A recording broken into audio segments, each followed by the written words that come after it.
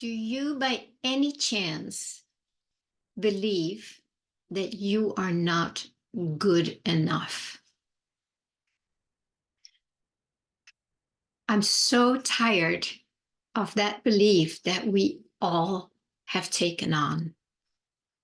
I don't think I've met one man or woman, maybe not that's the subject, but it's kind of there, and often it comes down to I just don't feel I'm good enough. And why am I so tired of it? I don't know. It just seems like we have all bought into that belief. And all it is a hypnotic suggestion. It's a suggestion that comes in the mind, suggesting you, hypnotizing you to believe that you are not good enough. Good enough for what? Good enough for what? Good enough to be loved, to be allowed to be on this planet, to take up space, to speak your truth. What does it really mean? You know, when it's so hidden, it's hidden. And when I do, when I work with my clients and when I've done my own work, it always comes down to that. It always comes down to that. I'm just not good enough. There are many flavors of it. I'm unlovable. Nobody likes me. I'm unwanted. I'm stupid. There's different varieties and flavors of it, but it all comes down to that the core belief that I'm simply not good enough. And I want to get my megaphone out and just shout out and say, it's nonsense. It's BS. It's not true. It is a hypnotic suggestion. And you know what a suggestion is? You know what a suggestion is. It's just a suggestion. It's like, hey, how about you believing that you're not good enough? And you know what we all do? We accept it. We accept it. So if we can start seeing those core beliefs like I'm not good enough, I'm not lovable, I'm unwanted, there's something wrong with me, I'm too much, all that same flavor, that all comes down to I'm just not good enough. There's just something wrong with me. If we can all start facing that when it's up, when it shows up, and just say, oh, well, thank you for suggesting, but no, I decline today and tomorrow and tomorrow. It's not true. And I want to just invite you, as I have been doing with myself, of course, because I had accepted it and it felt really true. What if we just take that on as a little exercise, as a little practice for the next week?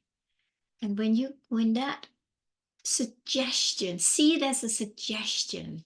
It's not the ultimate truth. It's a suggestion. Yeah. And you have a choice.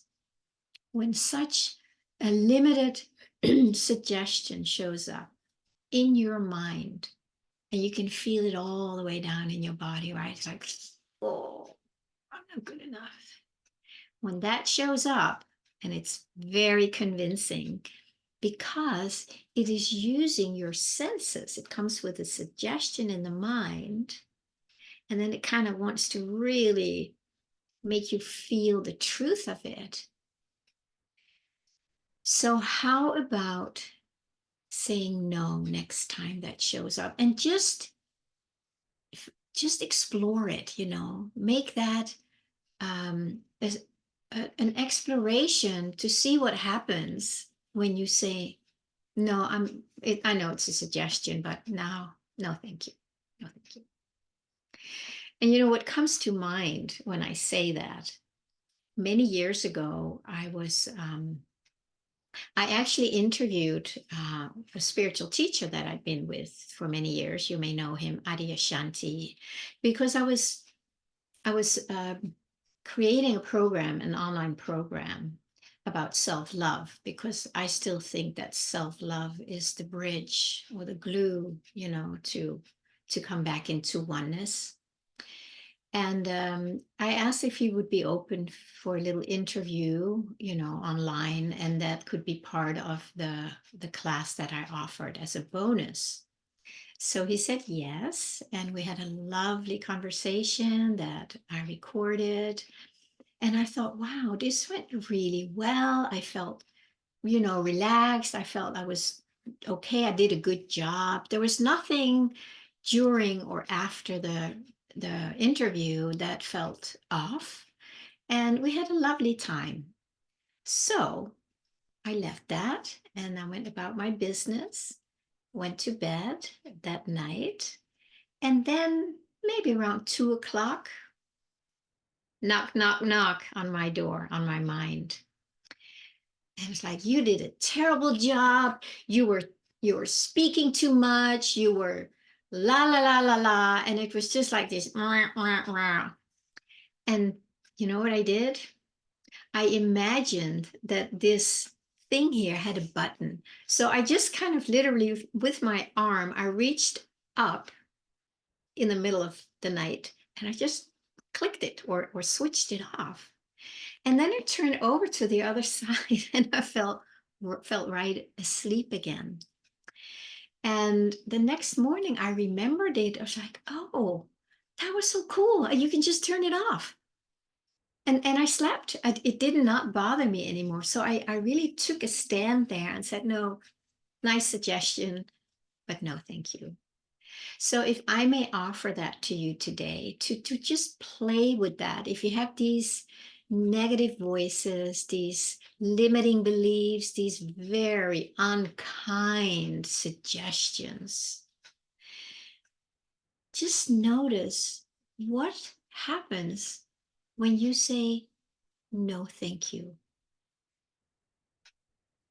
Because it's happening really deep in your subconscious. It's not something you are really aware of when it happens. It just kind of sneaks in the back door and it just starts inhabiting you and letting you know the feelings. And you may not even know why, but you're just not feeling good. It's just like, oh my God, underneath it's like, oh, there's something wrong with me. And people don't like me. So just make it as conscious as you can. When you start having these feelings, you might go, where's that switch off button again? And just play with it. The more fun we can make it, the more lighthearted. It doesn't have to be so heavy. We do have a choice. We do have a choice. Thank God for that. So just see what it's like to just choose to not accept that terrible suggestion. It's awful. Wouldn't you agree? It's awful. So there might be better suggestions around the corner, such as maybe, oh, I'm actually connected to the divine, and that is perfection itself.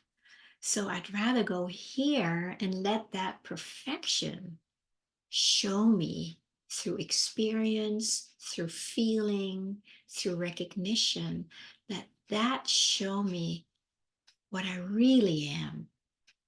It's much, much better. So give that a try. Thank you so much. Have a beautiful day.